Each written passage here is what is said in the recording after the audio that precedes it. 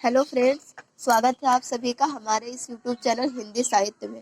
हम लोग एमएचटी 5 के महत्वपूर्ण प्रश्नों की चर्चा कर रहे थे, जिसमें से कि 3 प्रश्न हम लोगों ने कर लिए हैं। इस वीडियो में हम लोग बात करेंगे चौथे प्रश्न की। ये भी परीक्षा के लिए बहुत ही इम्पोर्टेंट है। देखते हैं, हिंदी आलोचना के उद्भव और विकास का परिचय दीजिए। तो फ्रेंड, जो सामाजिक उत्तरदायित्व है उससे युक्त होकर जीवनवादी जो सर्जक साहित्यकार थे, उन्होंने आधुनिक दृष्टि से जिस प्रकार साहित्य की अन्य विधाओं को प्रभावित किया, उसी प्रकार आलोचना को भी प्रभावित किया। आइए देखते हैं इसका आंसर।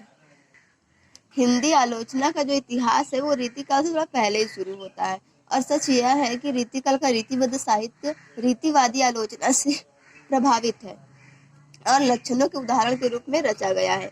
रीति काल में जो व्यवहारिक आलोचना का जो रूप मिलता है वह गुण दोष करने वाली उक्तियों के रूप में मिलता है। ये दो उक्तियां कहें या दोहे कहें, ये दो हैं, आप इन्हें याद कर लीजिएगा। पहला है, सतसैया के दोहरे जो नाविक के तीर, देखन में छोटे लगे घाव करे गंभीर। अगला दोहा है, सूर सूर तुलसी शशि उडगन केशव दास, अब के कवि खद्योत सम जहतः करत प्रकाश। तो इनका अर्थ लिखने की हमें जरूरत नहीं है, हम बस ये दो ही लिख देंगे। चलिए देखते हैं आगे। सबसे महत्वपूर्ण बात यह है कि रचनाकार की अपनी मानसिक स्थिति का भी हमें पता नहीं लगता है। आलोचना के यही प्रधान सूत्र हैं और लक्षण ग्रंथों में जो इनका अभाव है। अब हम लोग हिंदी आलोचना का विकास देखें तो हम लोग इसको 3-4 भागों में बांट सकते हैं, क्योंकि ये प्रश्न जो है वो 20 नंबर का है, तो इसमें हमको हेडिंग भी ज्यादा लिखनी पड़ेगी और उनके अंदर भी हमें विस्तार से लिखना पड़ेगा। पहला जो है वो है भारतेंदु युग, कि भारतेंदु युग में आलोचना का विकास कैसे हुआ। दूसरा है द्विवेदी युग, और तीसरा है तुलनात्मक आलोचना, और चौथा है शुक्ल युग। आइए हम लोग बारी बारी से देखते हैं। पहले देखते हैं भारतेंदु युग को। पंडित रामचंद्र शुक्ल ने आधुनिक युग को गद्य युग कहा है, और भारतेंदु काल में गद्य की विधा सहसा इतनी लोकप्रिय हो उठती है तो उसका कारण है कि आधुनिकता वैचारिकता के कारण और उसके सहारे आई है।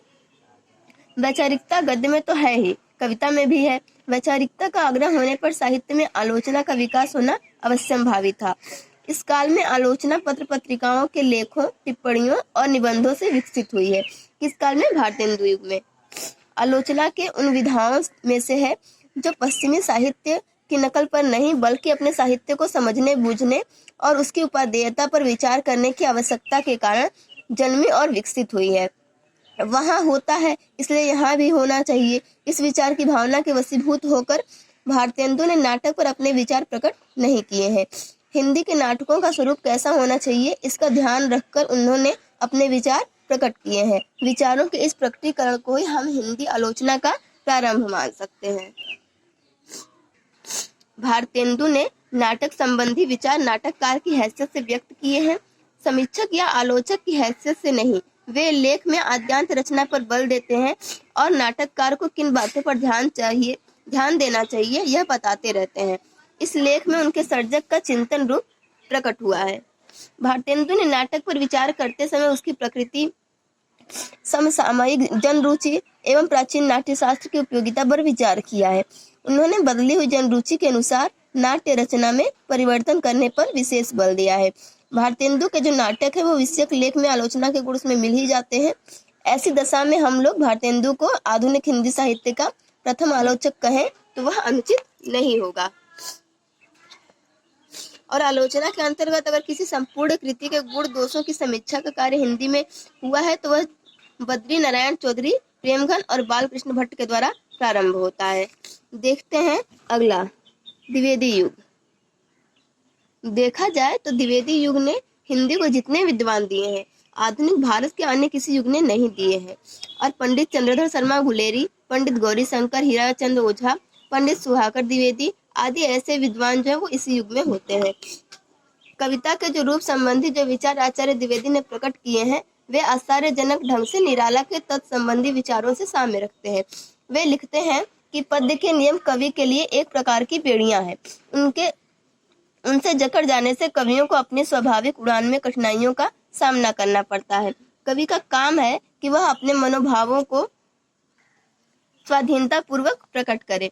द्विवेदी जी ने कवियों के लिए प्रकृति विकास को खूब ध्यान से देखने और प्रकृति पर्यालोचना के सिवा मानव स्वभाव की आलोचना को आवश्यक समझते हैं। इन सूत्रों की उन्होंने जो व्याख्या की है उसे देखने पर यह अनुमान लगाया जा सकता है कि प्रकृति विकास पर यही ध्यान और मानव स्वभाव की यही आलोचना आगे चलकर पंडित रामचंद्र शुक्ल के प्रकृति प्रेम और करुणा में दिखलाई पड़ी। मानव स्वभाव की आलोचना की आवश्यकता समझाते हुए द्विवेदी जी लिखते हैं कि जिस कवि को मनोविकारों और प्राकृतिक बातों का यथेष्ट ज्ञान नहीं, वह कदापि अच्छा कवि नहीं हो सकता है। ओके फ्रेंड्स, देखते हैं अपना अगला युग जो है कि तुलनात्मक आलोचना।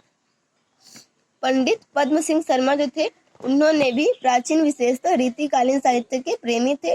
वे श्रृंगार को साहित्य के लिए हानिकर नहीं समझते। वे खड़ी बोली हिंदी में काव्य रचना के समर्थक नहीं मालूम पड़ते। वे सामाजिक दृष्टि से प्रेरणा देने वाली तत्कालीन रचनाओं को नीरस कहते हैं और इनके मत जो है वो आचार्य महावीर प्रसाद द्विवेदी जी के बिल्कुल विपरीत ठहरते हैं। और पद्म सिंह शर्मा जी ने सतसई का सौष्ठव, बिहारी का विरह वर्णन, बिहारी का कवित्व और व्यापक पांडित्य, दोष परिहार पर विचार किया है तथा सर्वत्र बिहारी जी की प्रशंसा की है। उनकी तुलना में अन्य कवियों को हीन बताया है। सतसई संहार जो एक बृहत लेख है, उसमें पंडित ज्वाला प्रसाद मिश्र द्वारा लिखी गई बिहारी सतसई की टीका की समीक्षा की गई है। इसमें शर्मा जी ने विस्तार से मिश्र जी के दोष को दिखाया है। जो पंडित पद्म सिंह शर्मा है उन्होंने बिहारी के कई दोहों की जो तुलना है वो गाथा सप्तशती और आर्या सप्तशती की गाथाओं और आर्याओं से करके यह दिखाया है कि बिहारी के कई दोहों में व्यक्त भाव पहले भी व्यक्त किए जा चुके थे और बिहारी के दोहों पर इन रचनाओं का प्रभाव स्पष्ट है। लेकिन बिहारी गाथाकार सातवाहन या आर्याकार गोवर्धन से 19 नहीं बल्कि 20 ही है, क्योंकि बिहारी ने इनसे मजमून छीन लिया है, यानी उन्हीं की बातों को लेकर उनमें नवीन भाव भर दिए हैं। शर्मा जी की तुलनात्मक समालोचना में चुलबुलापन होता था। वे अपना पांडित्य विनोदी स्वभाव तो प्रकट करते ही हैं, आलोचना में रोजमर्रा की जबान का सहारा लेकर वैदग्ध भी दिखलाने में नहीं चूकते। देखते हैं फ्रेंड्स अगला युग जो है कि शुक्ल युग। इस शुक्ल युग में आलोचना का विकास किस प्रकार हुआ। आचार्य रामचंद्र शुक्ल हिंदी आलोचना के युग पुरुष हैं। हिंदी साहित्य का इतिहास में गद्य साहित्य का प्रसार के द्वितीय उत्थान के अंतर्गत समालोचना पर विचार करते हुए शुक्ल जी ने लिखा है, पर यह सब आलोचना बहिरंग बातों तक ही रही। भाषा के गुण, दोष, रस, अलंकार आदि की समीचीनता इन्हीं सब परंपरागत विषयों तक पहुंची। स्थायी साहित्य में परिगणित होने वाली समालोचना, जिसमें कवि की अंतर्वृत्ति का सूक्ष्म व्यवच्छेद होता है, उसकी मानसिक प्रवृत्ति की विशेषताएं दिखाई जाती हैं, बहुत कम दिखाई पड़ी। आगे गद्य साहित्य के तृतीय उत्थान के अंतर्गत समालोचना के विकास पर लिखते हुए उन्होंने कहा है कि कवियों की अंतः प्रवृत्ति की छानबीन की बात फिर की है। शिष्टता और विनम्रता के नाते उन्होंने यह नहीं लिखा कि ऐसी आलोचना मैंने की है। उन्होंने उत्तम पुरुष का प्रयोग बचाते हुए अपने विषय में केवल यह लिखा, इस इतिहास के लेखक ने तुलसी, सूर और जायसी पर विस्तृत समीक्षाएं लिखी, जिसमें से प्रथम गोस्वामी तुलसीदास के नाम से पुस्तकाकार पर छपी है। शेष दो क्रमशः भ्रमर गीत सार और जायसी ग्रंथावली में सम्मिलित है। समालोचना विषयक अपनी धारणा बताकर शुक्ल जी ने समालोचना विषयक अपनी विशेषता बता दी है। उन्हीं की गवाही पर कहा जा सकता है कि किसी कवि या पुस्तक के गुण, दोष या सूक्ष्म विशेषताएं दिखाने के लिए एक दूसरी पुस्तक तैयार करने की चाल हमारे यहाँ नहीं थी, और हमारे हिंदी साहित्य में समालोचना जो है पहल केवल गुण दोष दर्शन के रूप में ही प्रकट हुई है। और देखा जाए तो गुण दोष के कथन से आगे बढ़कर जो कवियों की विशेषताओं और उनके अंतःप्रवृत्ति की छानबीन की गई है, उसकी ओर तृतीय उत्थान में जो ध्यान दिया गया वह समूचे भारतीय साहित्य शास्त्र का आधुनिकीकरण था। यह कार्य पंडित रामचंद्र शुक्ल की समीक्षा द्वारा हुआ। उनकी रचनाओं के कारण हिंदी की समालोचना ने नए युग में पदार्पण किया। हिंदी साहित्य की किसी एक विधा को कभी किसी एक साहित्यकार ने इतना अधिक प्रभावित नहीं किया था। ओके फ्रेंड्स, तो ये था हिंदी में आलोचना का उद्भव और विकास, जिसमें से कि हम लोगों ने 4 युग में आलोचना का विकास किस प्रकार होता है ये देखा। पहला भारतेंदु युग, दूसरा द्विवेदी युग, तीसरा तुलनात्मक आलोचना और चौथा और लास्ट है शुक्ल युग। उम्मीद है ये वीडियो भी आपको बहुत पसंद आई होगी। Thank you for watching this video.